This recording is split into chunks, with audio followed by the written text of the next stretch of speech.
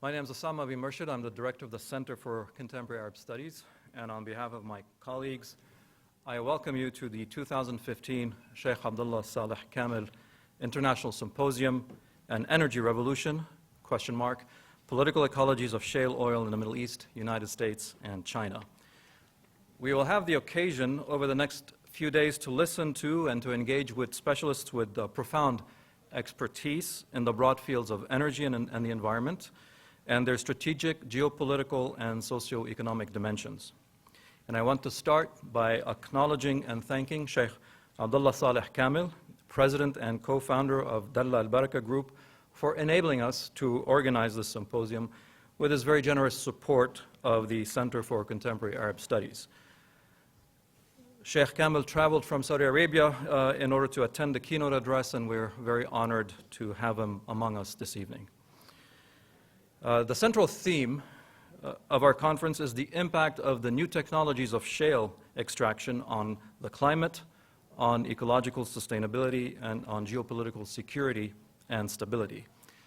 And I cannot think of a more appropriate way to inaugurate the proceedings than with a keynote address by Dr. Peter Gleick, whose pioneering works on water, climate, and society have been seminal in redefining the ways we think about energy and resources, human rights, and social justice. Dr. Gleick is president and co-founder of the Pacific Institute for Studies in Development, Environment, and Security. It's a leading and innovative non-governmental organization in the fields of environmental protection, economic development, and social equity. Dr. Gleick received his Bachelor of Science from Yale University and his MS and PhD from the University of California, Berkeley. His work has been vital in shaping the field of water policy and management. He developed the first analysis of the impact of climate change on water resources, the earliest comprehensive work on water and conflict, and he defined the basic rights to water in a study that has been used by the United Nations and in human rights court cases. He's the author of many scientific papers and 9 books, including the influential series of biennial reports on freshwater resources, and more recently the 2 books, Bottled and Sold, The Story Behind Our Obsession with Bottled Water, and a 21st Century U.S. Water Policy. Dr. Gleick also serves on the boards of many journals and organizations, and he's the recipient of numerous prestigious awards, among them the MacArthur Genius Fellowship, the Rockefeller Foundation Next Century Innovators Award, and the first Lifetime Achievement Award from Silicon Valley Water Conservation, or from Silicon Valley Water Conservation Awards, excuse me. Dr. Gleick was named a visionary on the environment by the BBC in its Essential Guide to the 21st Century, and in 2008, he was featured in Wired magazine as one of the 15 people the next president should listen to. And we may ask him later if he did get that opportunity. He was elected an academician of the International Water Academy in Oslo, Norway, and is a member of the U.S. National Academy of Sciences. Dr. Gleick's talk this evening is entitled When Oil and Water Mix, the Future of the Water Energy Nexus. And we will follow his talk with a general Q&A. We've set up 2 microphones in either aisle so that if we can ask you to simply line up at the end of the talk. And then we'll follow the Q&A with a reception. But we are extremely fortunate to have Dr. Gleick with us, so please join me in welcoming our evening's distinguished keynote speaker, Dr. Peter Gleick.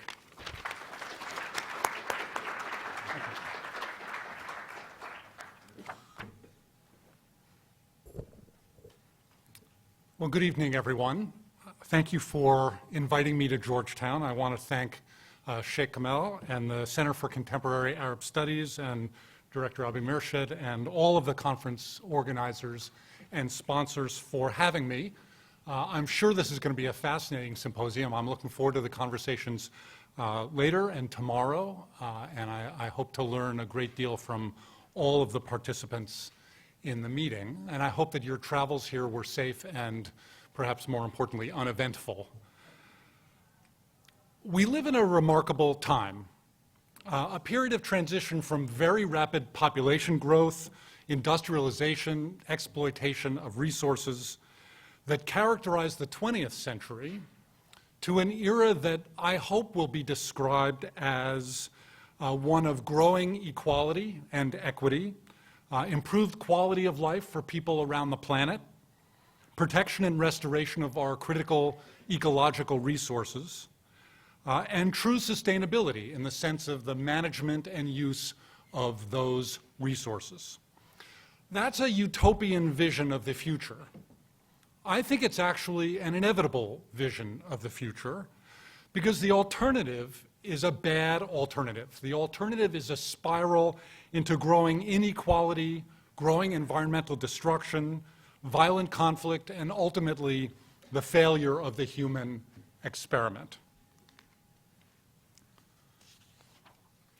But we're not there yet. We're not either at this positive vision of the future or at this unpleasant negative vision of the future.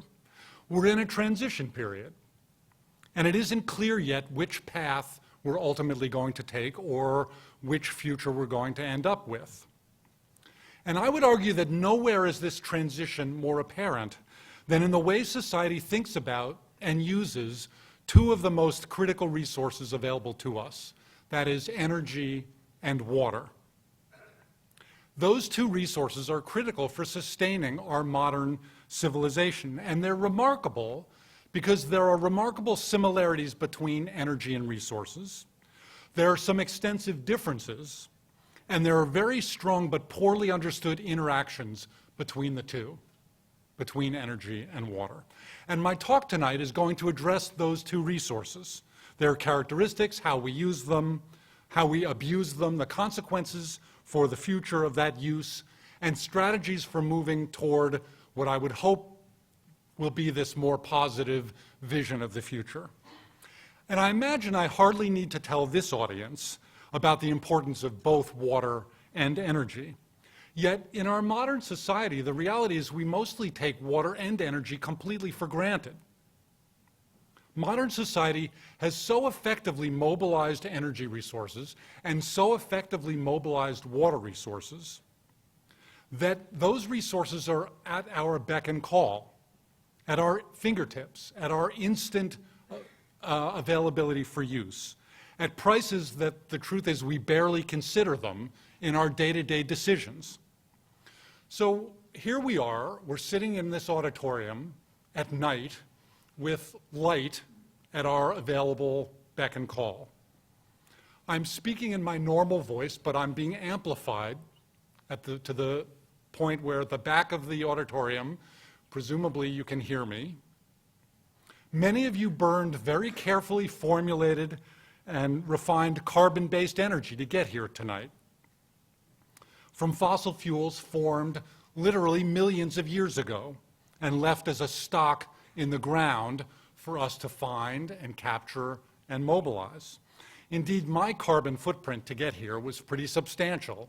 I flew 2,500 miles in barely 5 hours in an airplane to get here to speak to you tonight, and some of you have come even greater distances with a greater energy footprint.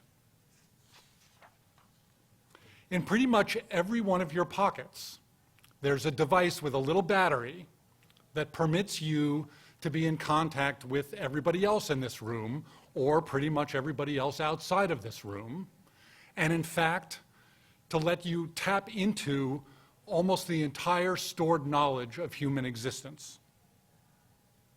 And yet, how many of us spend an enormous amount of our time trying to find a little outlet on the wall to make sure that those devices remain charged? We hope that there's a little outlet at the airport or on the airplane or in our classrooms, or what's the first thing you do when you go home? You plug in those little devices to tap into that inexpensive energy that we mobilize for our day-to-day use. We're just a few steps away from facilities that provide us with incredibly pure drinking water and take our wastes and magically whisk them away to a wastewater treatment plant. We get up in the morning and we bathe with hot water. We use water to cook and clean. We use high-quality potable water in many of our homes to water our gardens and our lawns. And the truth is we pay almost nothing, effectively nothing, for that energy and that water. Perhaps even more remarkable, we assume that that water and that energy is always going to be there.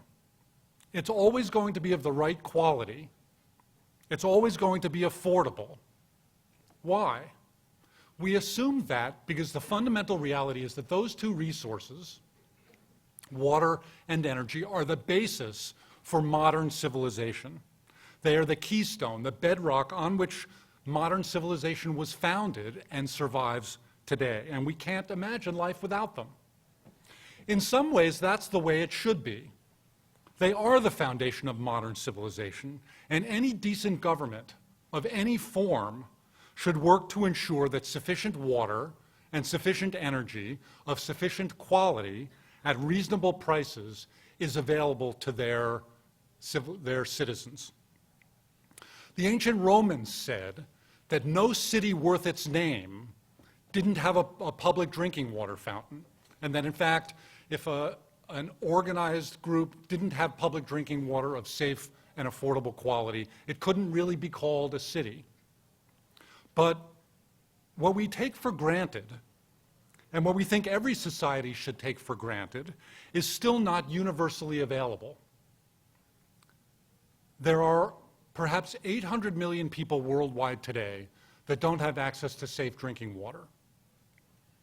There are around 2.5 billion people worldwide today, perhaps 40% of the world's population, that doesn't have access to adequate sanitation services. 1.3 billion people live in what we call energy poverty, that have no access to electricity. And perhaps 2.6 billion people worldwide today don't have access to clean energy for cooking. Things, again, that in the industrialized world we take completely for granted. And even in the richer countries of the world, our collection, our management, and our use of energy and water are not truly sustainable. They often have serious negative consequences that result from our understanding or lack of understanding in the 20th century of the consequences of mobilizing and using water and energy. And there are important interactions and relationships between those two resources that have to be considered. And in fact, that's part of the point of this conference this week. In the past, we considered energy and water separately. We managed them separately. We train water experts and we train energy experts with different sets of skills and in different departments in universities. We have energy utilities over here and water utilities over here. Our governments consider them separately. We have a Department of Energy, and sometimes we have a Ministry of Water, and rarely do they adequately interact. We have energy facilities and water facilities that are different and managed and built differently. And yet those resources are not independent.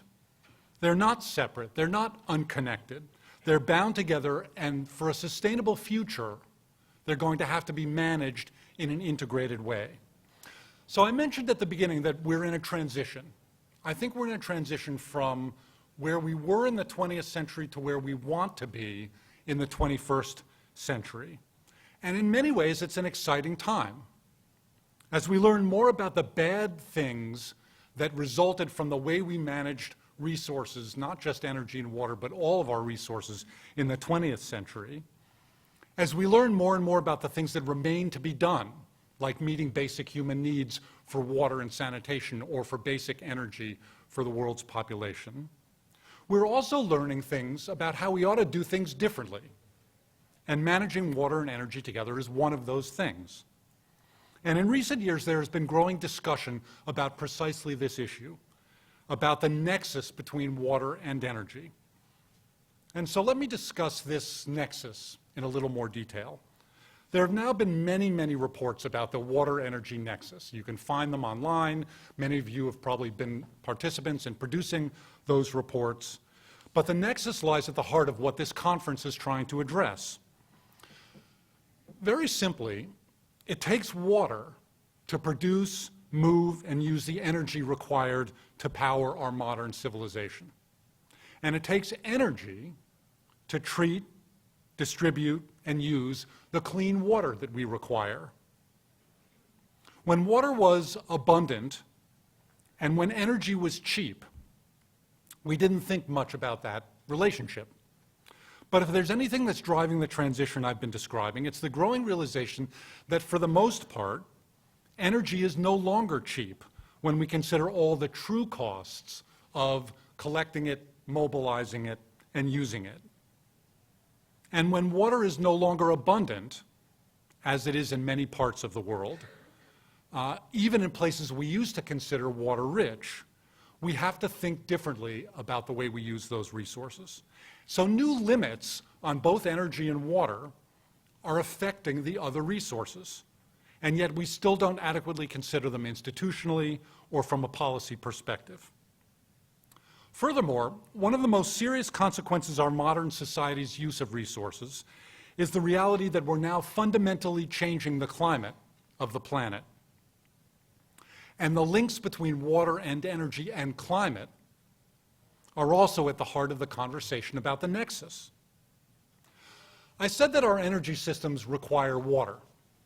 This has always been true, but only in recent years has the importance of water for energy begun to be appreciated. Every aspect of the energy fuel cycle, every energy resource itself requires water to some degree. Mining and processing coal, producing oil and natural gas, either conventionally or with the new processes for expanding production of oil and gas from difficult resources like shale oil. Making the materials for construction, generating steam and cooling thermal power plants, treating and disposing of waste products. All of these aspects of the energy fuel cycle require water.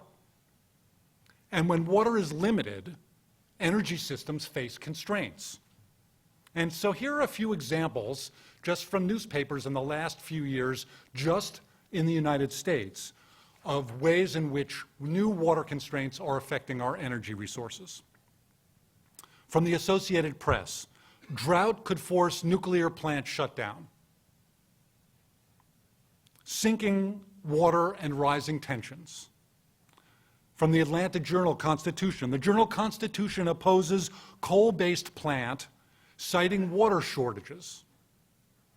Maryland County denies cooling water to proposed power plant. Water woes loom as thirsty generators face climate change. Increasingly, we're seeing examples where this water nexus and energy nexus come together and impose constraints on our energy systems. Now, the water needs of our energy systems depend on the form and location of our energy choices. Again, in the past, we simply assumed that enough water would be available to satisfy whatever energy system decisions we made. And one consequence for that is that in the United States, 40% of all water withdrawn for everything in the United States goes to power plant cooling. Let me say that again. The largest single user of water in the United States, the largest single withdrawal of water in the United States goes for power plant cooling. And that demand for water is increasingly problematic, especially in parts of the United States, as it is in other parts of the world, where water is scarce or increasingly limited or increasingly contested. What this means is that decisions about our energy systems and decisions about future energy supplies have implications for local and regional water resources. In a study the Pacific Institute recently completed for the Intermountain West, which is the western part of the United States excluding California, we evaluated the water implications of a range of energy scenarios, a range of energy futures. In the business as usual scenario, where additions to energy capacity are traditional sources of energy and where they're cooled with traditional power plant cooling technology, water demands in this water-short area of the United States go up. But the reality is we don't have to pursue a business-as-usual future. Indeed, increasingly, business as usual means bad, because we know that business as usual leads to unpleasant or unexpected or unnecessary outcomes. And so in that same study, we looked at other scenarios. We looked at scenarios where we didn't use business as usual choices about energy. We looked at increased scenarios of renewable energy, or we didn't use business as usual technology for cooling. We looked at cooling systems that cooled power plants with less water. And the truth is that under different scenarios, the water implications of energy futures for the Intermountain West could actually cut water use by as much as 75%. We could produce the same or more energy in the Intermountain West while using 25% of the water. That's a huge difference. And in a water-short area, those choices about energy futures, about technology, have enormous implications for water. I would note that they also have enormous implications for the environment. As we take more and more water out of the environment for human uses, it puts pressure on ecosystems. And if we can reduce water demands, it reduces pressure on ecosystems, it reduces pressure on agriculture, it reduces pressure on a whole range of other issues. So another key example in this area is the current debate about fracking, or hydraulic fracturing. As I'm sure all of you know, fracking is the method used to expand our ability to tap into oil or gas systems, shale systems, for example, that were previously too difficult or too expensive to tap, including carbon-rich shales. You're going to hear a lot more about this over the next 2 days from a wide range of experienced speakers. But let me talk briefly about fracking and water. Fracking is both tremendously attractive and enormously controversial, depending on your point of view about a wide range of issues.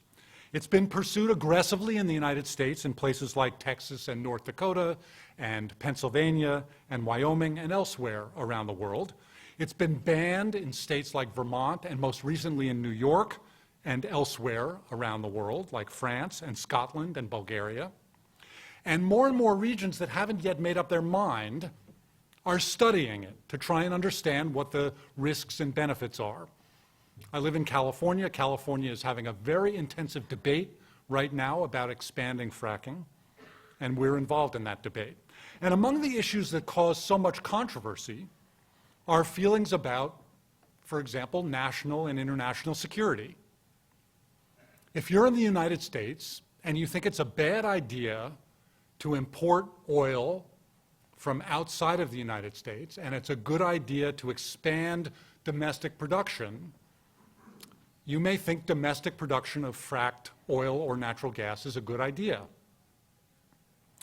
If your issue is local economic well-being, and you're concerned about the price of oil, or you're concerned about local jobs and the economy, you may think that fracking is a good idea.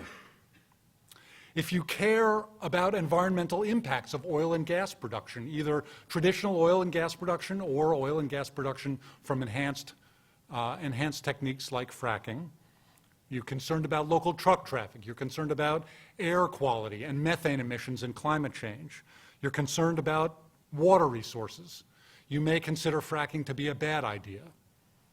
These are complex social, political, environmental, economic arguments. And like all forms of energy production, water is a central piece of the argument about fracking. Water is required for fracking itself, where water and mixes of chemicals are injected under pressure to fracture shale formations, geologic formations, to enhance their ability to extract oil or natural gas. And there's been considerable concern expressed about the amount of water required for that operation, for fracking itself. But there are other, sometimes more important water challenges associated with enhanced oil and gas production. It turns out that vast quantities of wastewater are generated during this process as well, including something called flowback water, which is the stuff that comes back up the well right away, which is mostly the water and the chemicals that you put down there to frack the well in the first place, and something called produced water. When you produce oil and gas, it turns out that another thing that you often produce, depending on the geology of the formation, is water. Water that occurs naturally in the geologic formations. In a place like California, for every barrel of oil we get, we often get 10 barrels of water. Water mixed with different chemicals that are naturally occurring. And we have to separate out the oil and gas that we want from this produced water that we don't want. And that produced water is wastewater, and we have to deal with it. We have to get rid of it.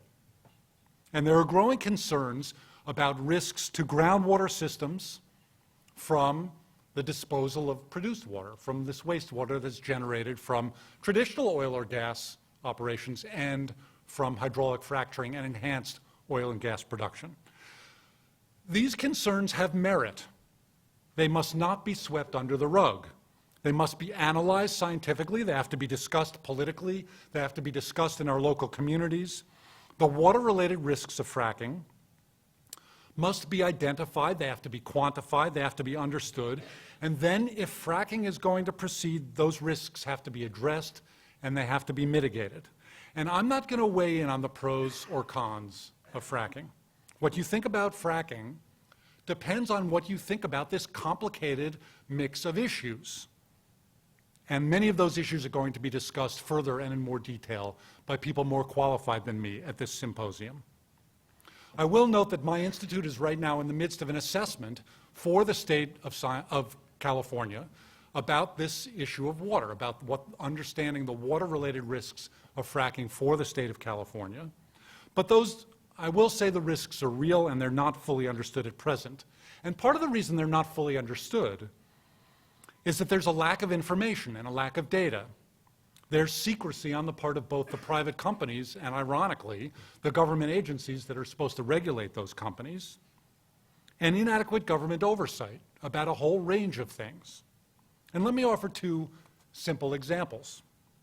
As I mentioned, vast quantities of wastewater are produced during oil and gas operations, either with or without fracking. And California has a long history of oil and gas production. Properly treating and disposing of that water should be a pretty standard part of oil and gas production. But like many of our activities in the 20th century, we pushed ahead with the production of energy resources without fully understanding or addressing the impacts of that production. And these externalities were simply pushed onto the environment rather than being addressed by industry. Indeed, if there's any characteristic of this transition from the 20th century to a 21st century vision of sustainability, it's to understand and prevent more of these externalities, where private costs are turned into public costs. For example, we do not properly treat and dispose of wastewater in California. There are literally hundreds of unlined sumps, pits where water from oil and gas operations is disposed of, potentially contaminating soil or seeping into groundwater. We have unlined pits. It's ridiculous in the 21st century that a state like California should be disposing of oil and gas wastewater in unlined pits, and yet it's a regulatory failure. We've also recently discovered that some of the wastewater that's disposed of by injection back into the ground is actually being injected into groundwater aquifers of drinking water quality. You'd think that would be prohibited as well, but it's not, even in a supposedly modern state like California. And that's just wrong, and it's fixable. But it's not been fixed because it's cheaper for industry to externalize those costs, and our government has been weak at providing adequate regulatory oversight. And it's emblematic of the problems we face in this transition from where we were and are to where we want to be. So let me flip this problem on its head for a moment and talk about the other piece of this water-energy nexus. That is the energy required for water systems. I've talked about the water required for energy systems, but there's another piece of that. As I mentioned earlier, energy is required to collect, treat, distribute, and use water, and to deal with the wastewater that a modern society generates. A lot of energy. It turns out, again, in California, 20% of all of the electricity used in the state of California goes to our water system, to collect water, to pump water over mountains, to treat it to an appropriate standard, to use it in our homes, to heat it, to collect our wastewater, to treat our wastewater, and then to get rid of our wastewater. And as much as 30% of the natural gas that isn't used for generating electricity goes to the water system. Massive quantities of energy are required to run the desalination facilities that are so vital for many regions in the Middle East. We have a remarkable water system. New technologies offer the ability to further improve water quality, to remove more and more contaminants, to turn seawater or any kind of wastewater into perfectly potable water. But almost all of these new technologies come with a higher energy cost than at present, than the systems that they're replacing. And thus our growing demands for water also ultimately mean a growing demand for energy, depending on our technology choices. You see the challenges that we face.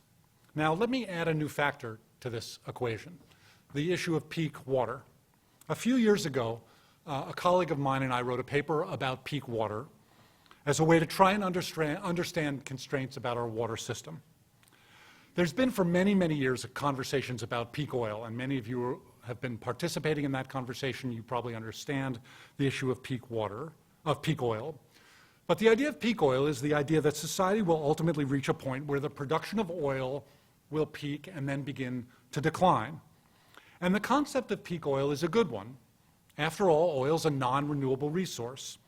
The ability to produce it is ultimately limited by the amount of oil that's there to be produced.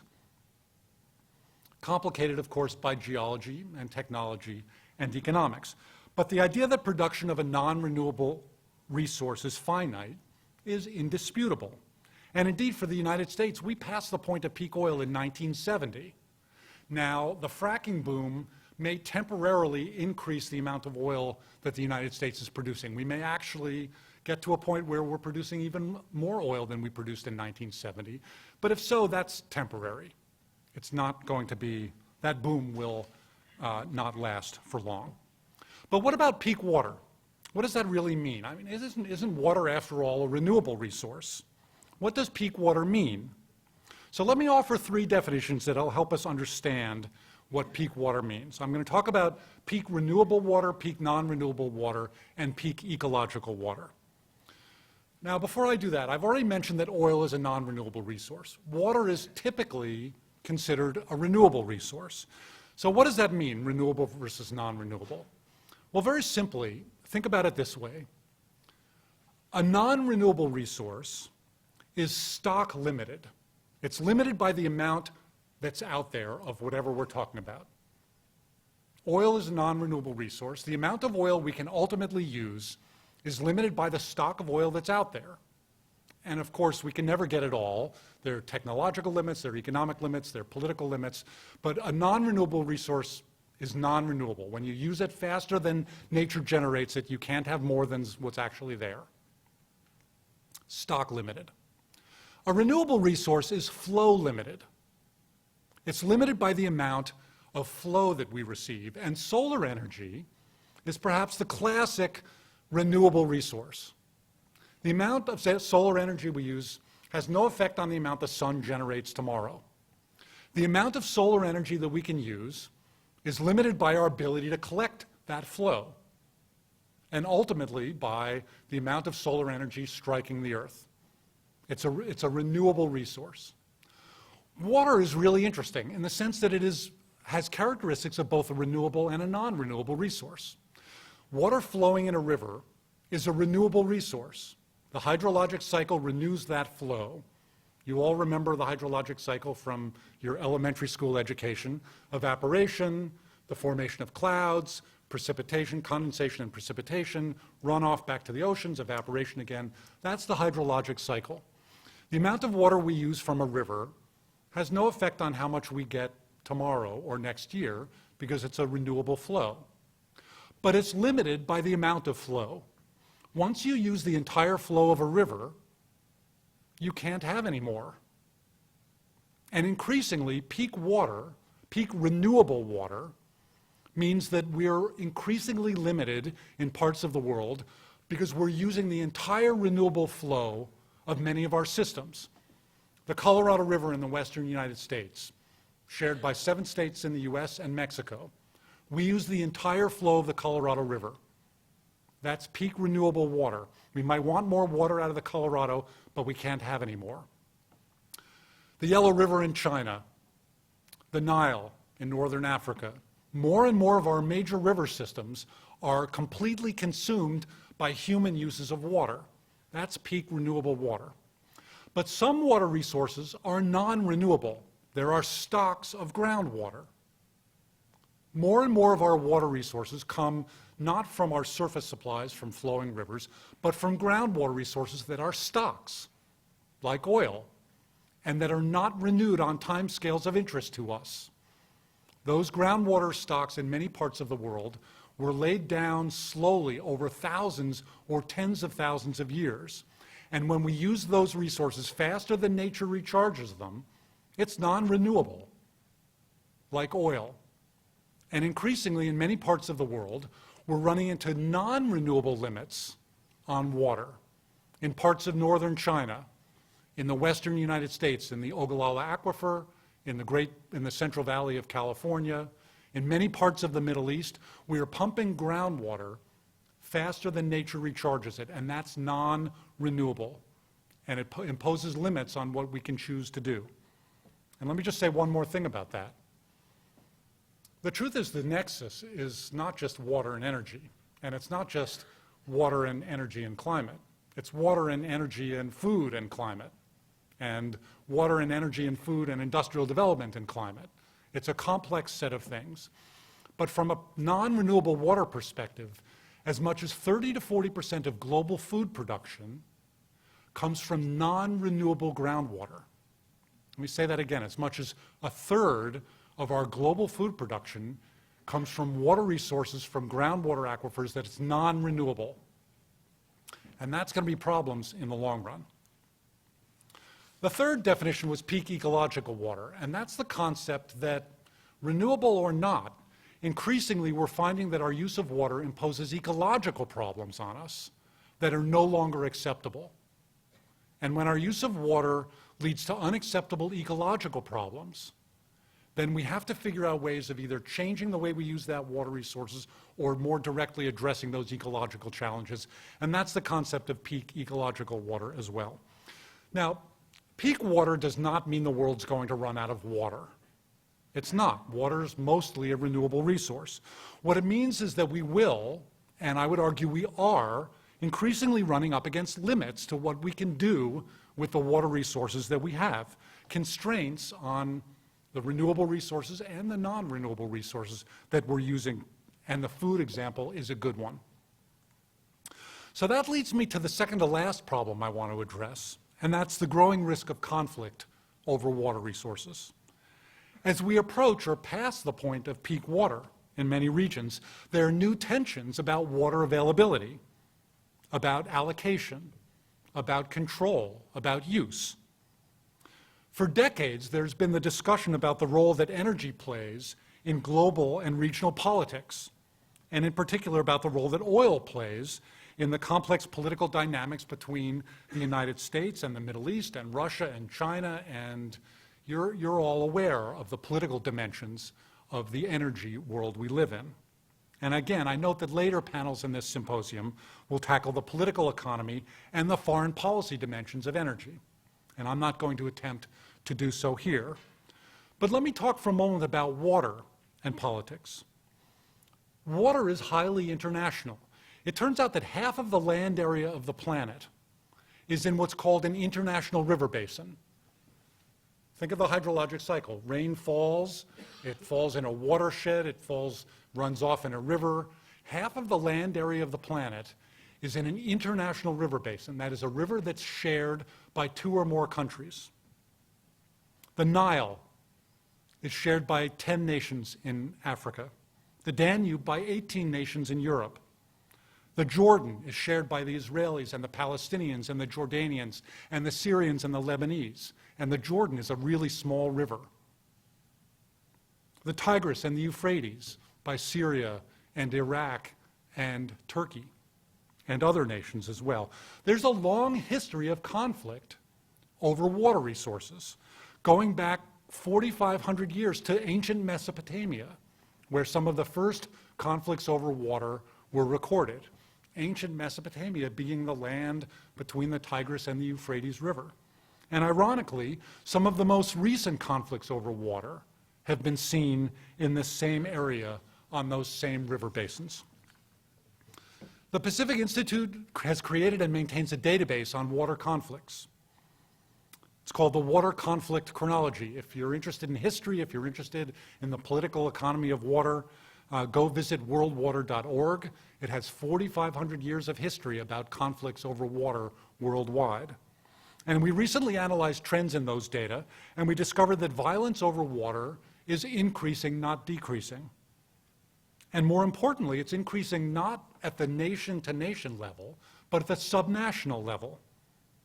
At the international level, we have tools of diplomacy and treaties and negotiations and diplomats to help negotiate and resolve conflicts over water. Fewer such instruments exist at the local level and at the regional level. I think that's one of the reasons we're seeing more and more conflicts at the subnational level. But we still see disputes and unresolved disputes about internationally shared water resources. And I would note the Tigris and the Euphrates as an example. I would note the controversy over the big dam that Ethiopia is building on the Blue Nile. I would note ongoing disputes over the Mekong in southern Asia, and many of the rivers that China shares with its neighbors. I recently published a paper in the journal Weather, Climate, and Society that looked at the links between persistent drought in the eastern Mediterranean, agricultural production and water management, climate change, and the conflict in Syria.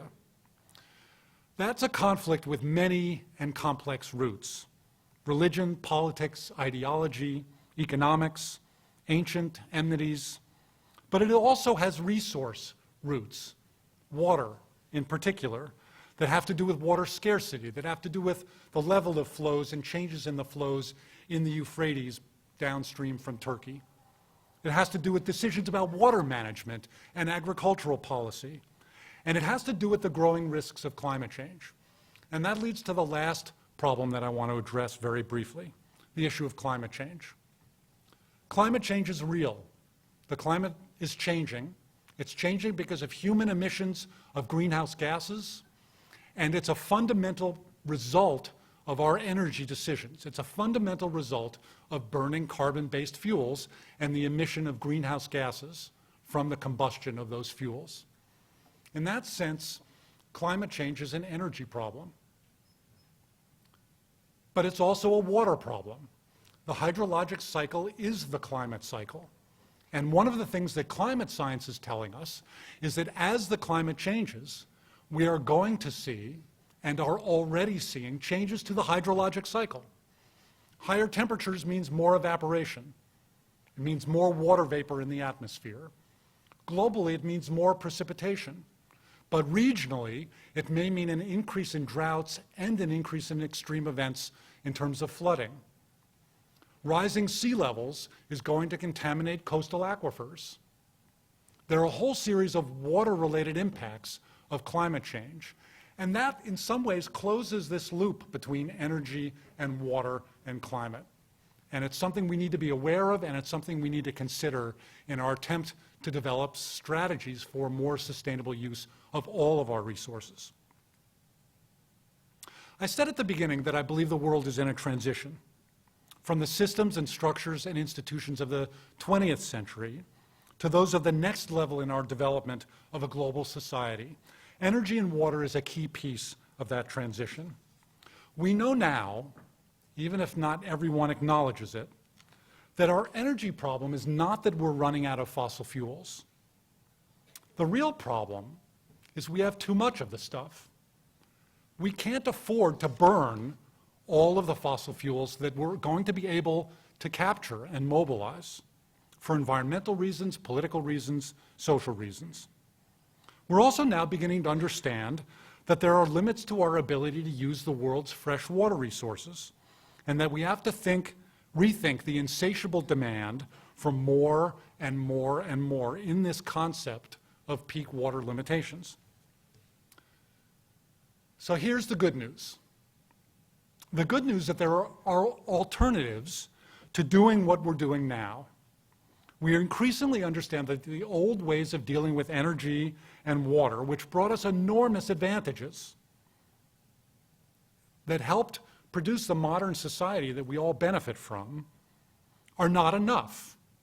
That the institutions and technologies and strategies that we deployed in the 20th century are not enough, and that they have adverse consequences that are accumulating and that have to be acknowledged, and they have to be reduced, and they have to be avoided where we can avoid them. We have to follow a new path. What Amory Lovins has described, for example, as the soft path for energy, and that I've described as the soft path for water, a new path toward a sustainable future, a future that we can sort of see and that we want, but that we aren't sure how to get to. So think about it this way. We don't want to use energy. We don't want to use water for its own sake. We want combinations of goods and services. We want heating. We want cooling. We want lighting. We want communications. We want food. We want transportation. We want goods and services. We want things that require energy and water to produce. But if we can find ways of satisfying those things that we want with fewer resources, with less water, with less energy, with less environmental impact, then society and the planet benefit.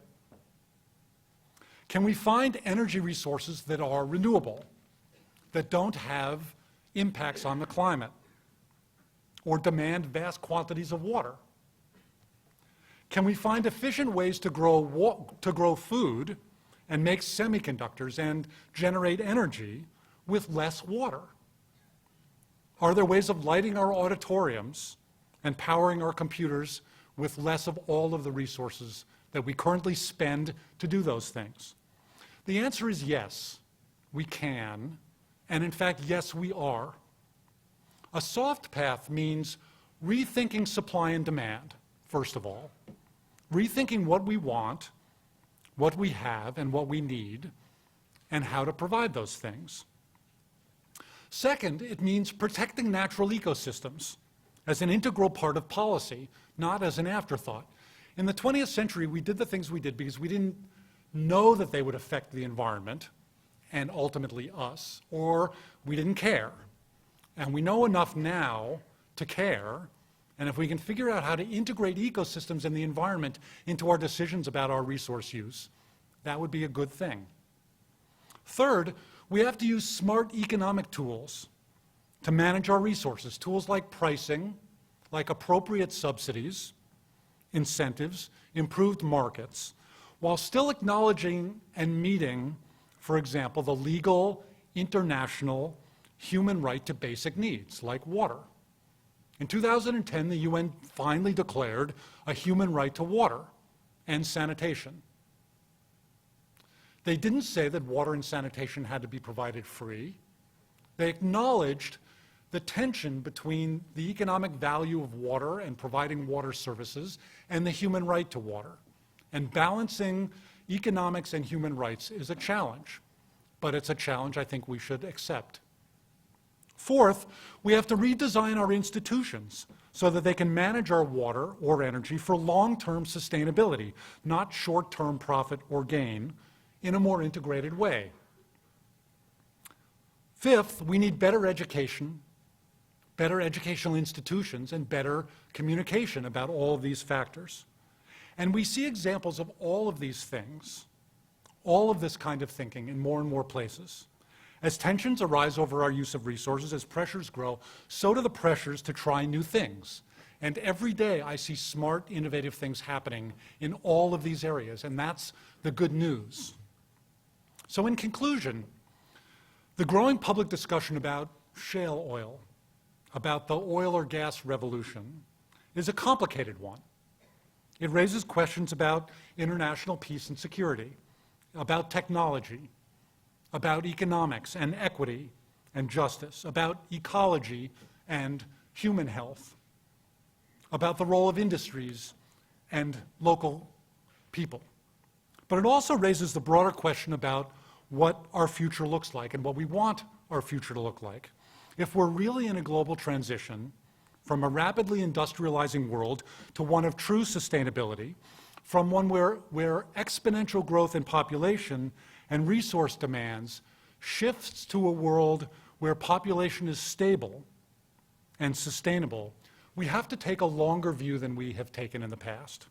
We have to shift from short-term thinking about profits and outcomes to a true revolution in thinking about how to ensure that our use and management of water or energy or other resources is truly serving society for the longer term.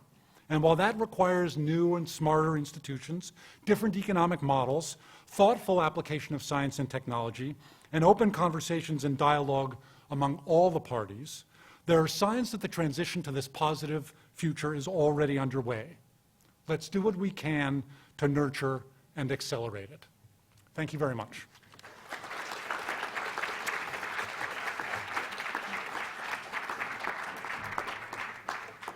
Thank you very much, Dr. Gleick. I think it's a perfect start to this conference because it highlighted the critical issues that we're going to be dealing with over the next 2 days. So I will invite you all, if you don't mind, to just, if you want to ask questions, please come up to the microphones and state your name and affiliation also.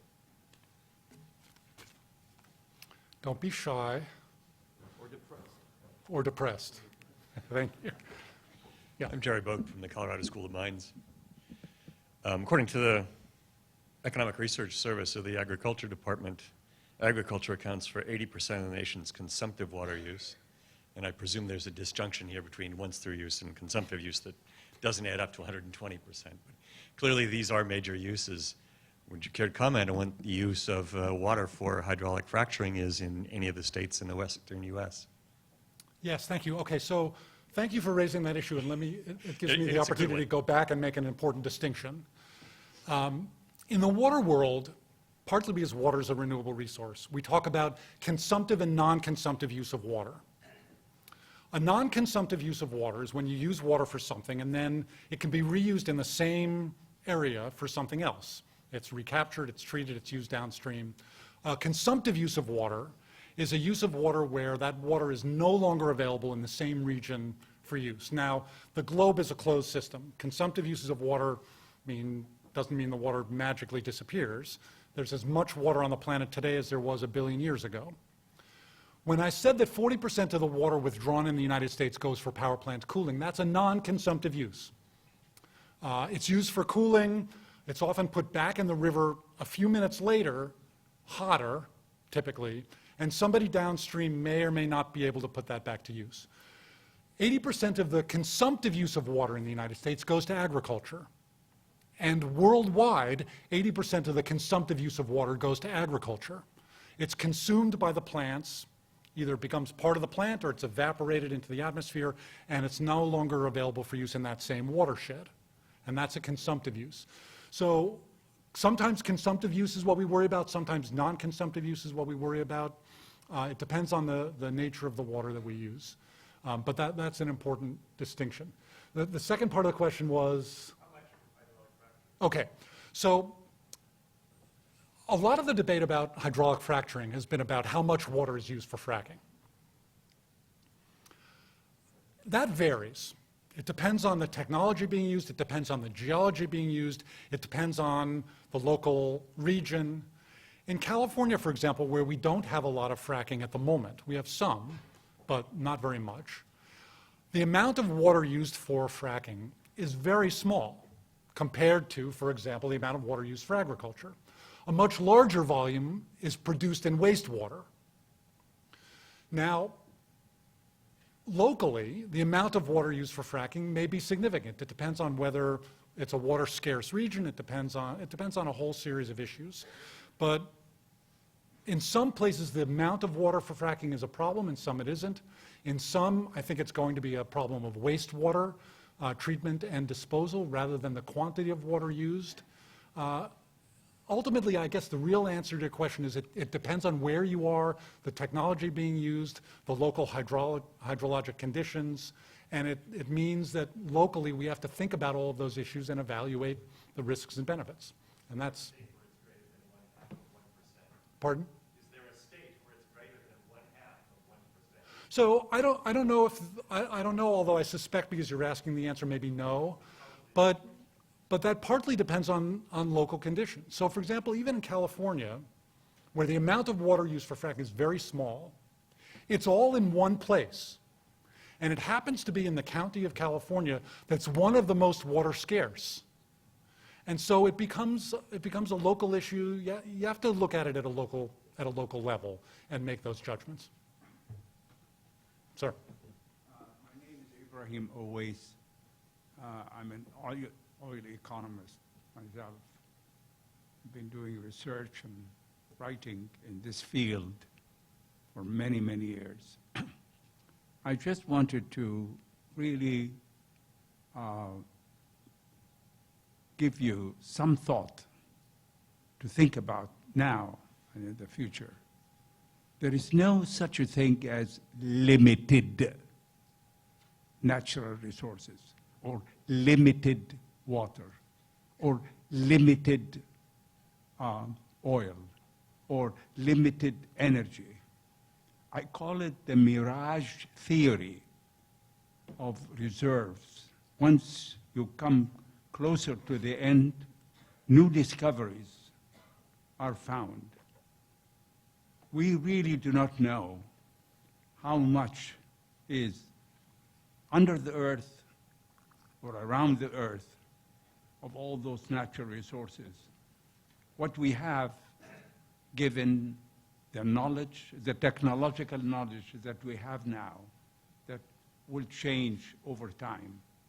And therefore, I don't think that the word limited should be used, but rather looking at the Mirage theory of reserves, whether water, oil, or any source of natural resources.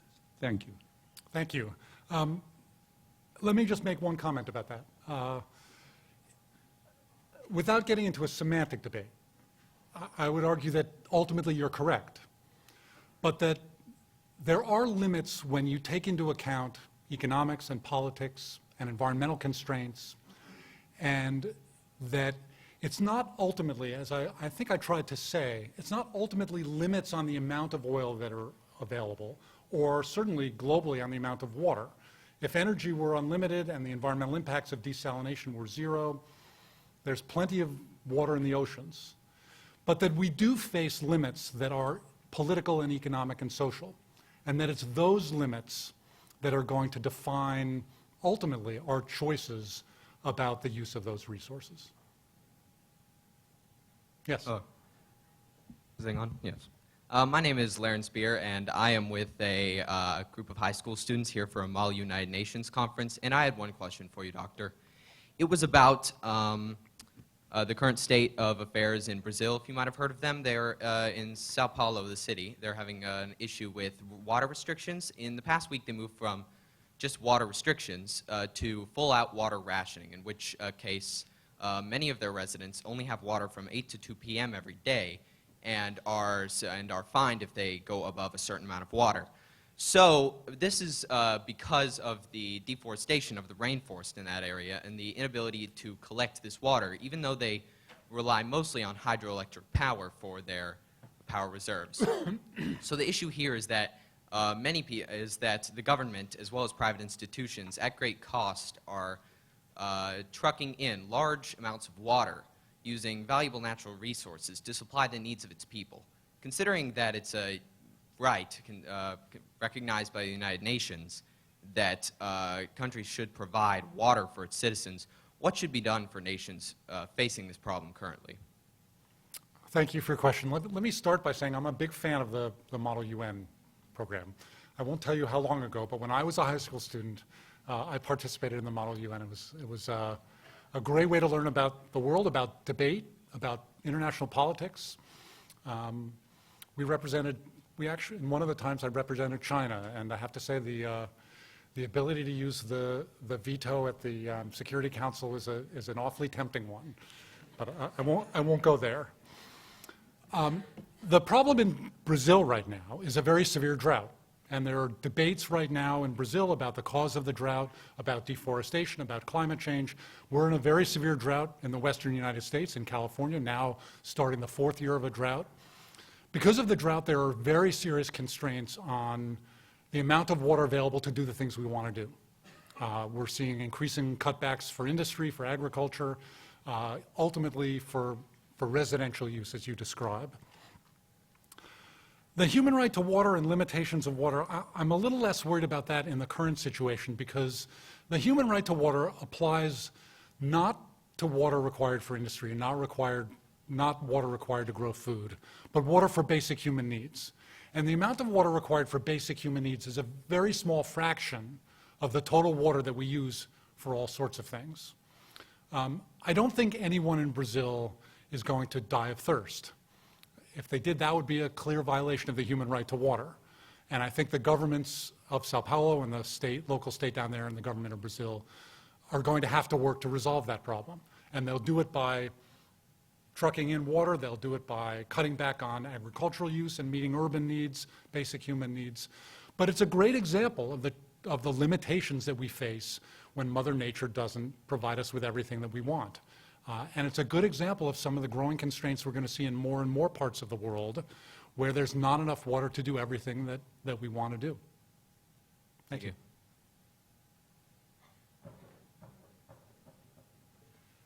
Eckhard Wirtz of the Barcelona Center for International Affairs. You spoke about water produced during oil production. I understand that for conventional oil, which has a water contact from below, but in the case of tight oil, the reason why you frack is that it doesn't have this water contact from below. So is there really like a net production of water, or is it rather the opposite, that part of the water that you use to frack is pumped to the surface and ends as wastewater and is a problem, but also a substantial part remains below ground? Now my question, is that an issue over the long run, that essentially this water remains withdrawn from the hydrological cycle? That's one question. The other thing is regarding water conflicts. In your database, a lot of the water conflicts you actually have are not really conflicts about water, but conflicts that have been led with water and denying access to water to opponents with who differences have existed over other issues. So wouldn't it be good methodologically to differentiate these two issues? Thank you. Okay, so on the first question, the answer again depends on geology, and I think there are probably experts in this room far smarter on this issue than me. In California, fracked wells produce 10 barrels of oil for every 10 barrels of water for every barrel of oil that we get. So the geologies still result in substantial amounts of additional water on top of the oil and gas production. In other geologies, that number is smaller, but it's still, I think, a net positive. I think you still get often substantial amounts of water along with the co-produced oil and natural gas. But it depends on the geologies, and they have to deal with that water. They have to either re-inject it, they have to treat it, they have to dispose of it. It's an ongoing problem. Your other point is also a very good one. We have many different kinds of conflicts over water, and when we look at the water conflict chronology that we've accumulated at the Pacific Institute, there are conflicts over access to water, as in, I want your water. There are conflicts that start for other reasons entirely, where water systems may be targets during wars that start for economic reasons or social reasons or religious reasons or reasons of economics or borders, but where water systems are targeted during war. There are examples where water has been used as a weapon during war, or where water systems have been used as a weapon during war. We discuss all of these in the water conflict chronology. We try to categorize them by different kinds of conflicts. There's a wide range of them, and if you're interested in that, I recommend go look at the chronology and look at the differences among them. It's a really interesting topic, and frankly, those data have not been analyzed to the extent that they could be. Yes? Hi, Diana Martinez, also from St. Mary's Hall Model United Nations. You mentioned an oil boom that would be temporary due to fracking in the United States, and I'm curious to know whether you think that this temporary boom will kill the momentum in the search for alternative energy sources. So will the country become too comfortable with the oil and forget the need for alternative energy? Yeah, so that's a great question. It's a complicated one. It partly depends on the price of fossil fuels and the price of renewables. If the price of fossil fuels is cheaper than the price of renewables, then the pressure to continue to burn fossil fuels will continue. $100 a barrel oil makes renewables look pretty good. $50 a barrel oil doesn't, it's a little less attractive. But I would note that the price of oil goes up and it goes down. It's gone down recently. I'm not going to predict whether it's going to go back up or not, although I probably could predict that and be safe. But the price of renewables has also been dropping. And even at $50 a barrel, there are renewable resources that are truly now economic, even without subsidies. Wind energy has gotten incredibly inexpensive. Photovoltaics is becoming more and more inexpensive. Just this week, California opened a 500 megawatt photovoltaic power plant. If you look at the growth rate of renewables, it's exponential. It's still a tiny fraction of our energy system, but there's a transition underway. Now, I would also note that it's not just economics that drives those things. It's environmental regulation, it's subsidies, it's policy decisions. More and more states in the United States, for example, have something called a Renewable Portfolio Standard, which is a standard calling for a certain fraction of new energy to be provided by renewable energy. And they're offering regulatory incentives, economic incentives to encourage more and more renewables. When you take into account the full environmental costs of some of the traditional energy sources, which we're not very good at doing, then the price of conventional energy is more expensive than it appears to be. And so all of those factors, they're complicated, but that's part of this debate about the transition. I think we're in a transition, an interesting energy transition, and how fast or how slow it is depends on all of those factors. Thank you. I'm Zachary Kyler from the Center for Strategic and International Studies. And my question is also about constraints. As your work on Syria has shown, often constraints on scarce energy and water supplies are not distributed evenly, and that can have very serious political consequences. What do you think are the most effective mechanisms that we have at our disposal to ensure that energy and water constraints are distributed equitably and justly? Okay, so no one's going to ask me an easy question. So I didn't talk much about equity in my talk. I raised it as a critical issue. I do think inequitable distribution of resources and inequitable allocation and use of those resources is both a reality and increasingly a political problem. And in my vision of a sustainable world, allocation, control, and use of resources would be far more equitable than it is today. I don't have the answer to how to best do that. Again, in 2010, the UN declared a human right to water, in part to address the issue of inequitable access to water and sanitation. The fact that there are still 800 million people worldwide without safe drinking water and 2.5 billion people without access to sanitation is an equity issue. It's an environmental justice issue. More and more attention is being paid to those issues, but addressing them is a political and a social challenge. I don't have the magic answer, but let me simply say that if we don't address those challenges, then all of the other political and social pressures are going to be more difficult to solve. I would note that even in a place like California, we have a population without access to safe drinking water. In the Central Valley of California, farm worker communities in particular, low-income, typically minority communities, are drinking water contaminated with too much nitrates in violation of the Safe Drinking Water Act, a federal standard and state laws. And they're drinking that water not because we don't know they are. They're drinking that water because we've not addressed, from an equity point of view, how to provide every community in California with safe drinking water. We haven't provided the money and the technology to solve that very solvable problem. So this isn't just a problem in sub-Saharan Africa or in parts of Southeastern Asia. It's a problem even in places like California. My name is this on? Okay. My name is Mark. I'm an undergraduate here at Georgetown. We were just talking about renewable energy, and when most people think renewable, they think solar and wind. But I was kind of surprised that you didn't really touch on dams and hydroelectric power in your talk, considering that that's like the true water energy nexus. And I know that hydroelectric power is very much constrained by geography.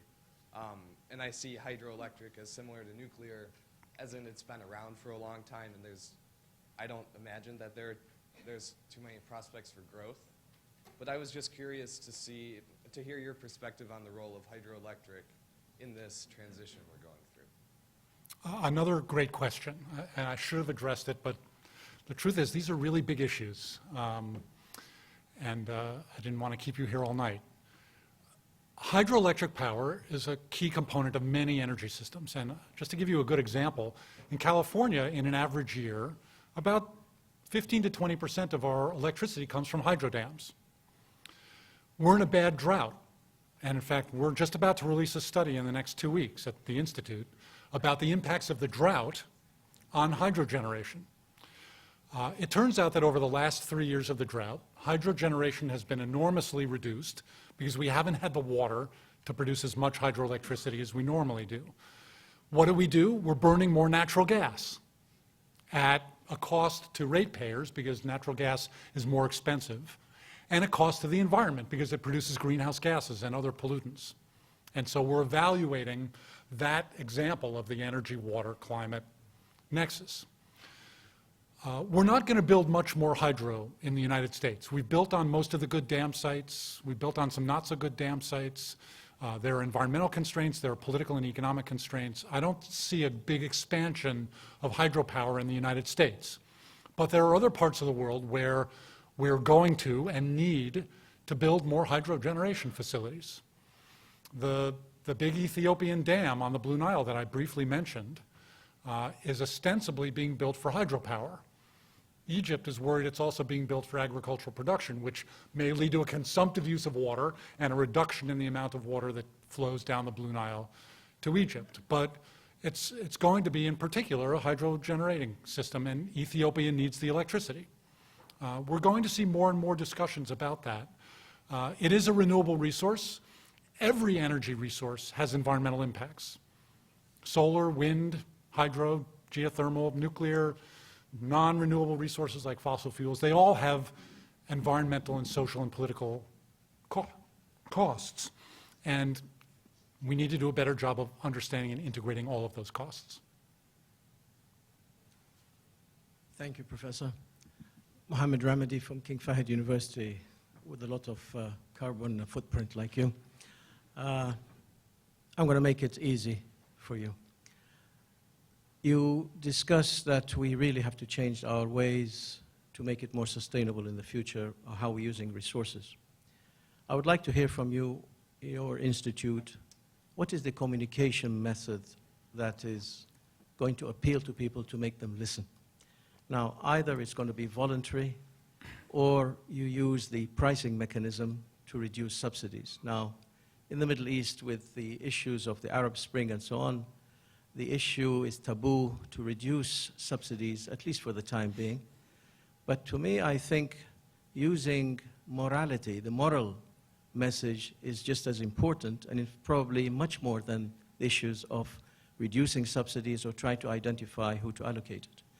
In Islam, the companies and individuals, especially companies, who, for example, in Saudi Arabia, 80% of the energy resources are used by corporations. You are a custodian on this earth, of resources. If that message comes out and it's clarified and it is sent out, I think people will listen rather than showing them how much is spent on a GDP per capita or how many billions are spent by the government. Nobody's going to read those figures. So I would like really to hear how the message is going to go out to different societies to resonate. Thank you.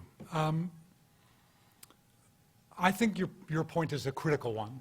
I think it's really the key challenge that faces us. How do we communicate the bad news and the good news? I think we have a growing appreciation and a growing understanding of some of the challenges that face the planet: climate change, equity issues, conflicts over resources, and so on. And the more we understand about the bad news, the more likely we are to try and rethink what we do. But bad news only gets you so far. It turns a lot of people off. And the reality is there's a lot of good news out there. I think you also communicate the good news. You communicate the positive vision of the future, where we want to be, and you communicate that there are successful, innovative strategies for getting to that positive vision. I tried to give a little bit of that tonight. I think there are a lot of tools to get to this sustainable future. I think there are economic tools. I think there are regulatory tools.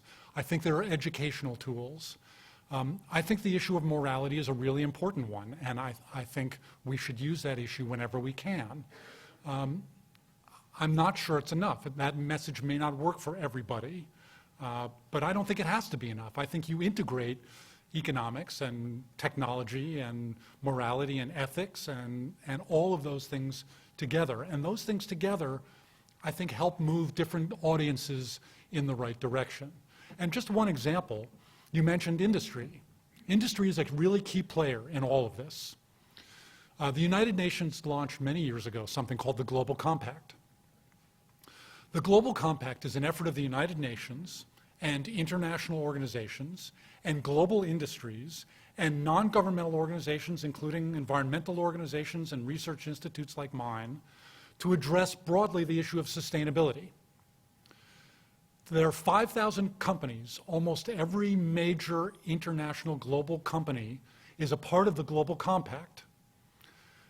They don't always agree about the challenges or the solutions, but they're trying to work together to set standards for the roles of corporations, for reporting on energy and water use, for setting standards for improving their use and moving towards sustainability, for rules for working with local communities. There are good industries and there are bad industries. There are good international organizations and bad international organizations.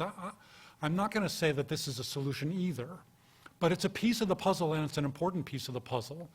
And the ability of industries to drive innovation is an important ability. And I think they're a voice that ought to be and is being integrated in a way that it hasn't been in the past, because the good industries make the bad industries look bad. And the good industries set examples about how we can do this and still be profitable and still work with our local communities and still be environmentally sustainable. And the more positive examples, the better. So I think it's a great question, and it's part of the challenge. And they survive in the long run. The bad industries in the long run are going to lose public favor, and they're going to lose goodwill, and they're going to run into more and more problems, one would like to think. Maybe we should end it on this positive note. Thank you very much.